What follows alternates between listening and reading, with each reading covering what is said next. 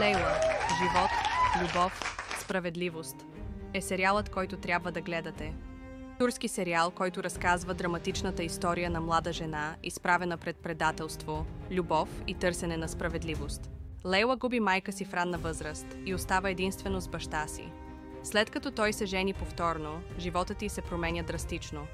Новата й мащеха, Нур, я изоставя на сметище, където Лейла трябва да оцелее сама.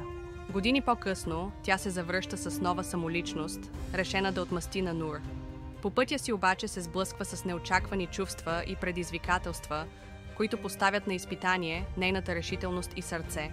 Актьорски състав: Джемре Байсел в ролята на Лейла Ела, млада жена, изоставена от мащехата си, която се завръща, за да търси отмъщение.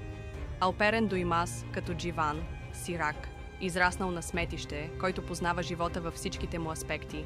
Гонджа Вослатери в ролята на Нур, мащехата на Лейла, която я изоставя и става обект на нейното отмъщение.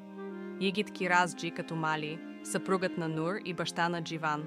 Халил Ибрахим Джейхан в ролята на Туфо, близък приятел на Лейла от миналото.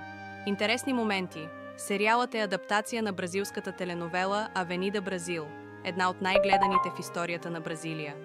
Историята изследва теми като семейни конфликти, загуба, предателство и търсене на справедливост, представяйки емоционалното пътуване на главната героиня. Абонирай се сега и не изпускай най-емоционалната история на годината.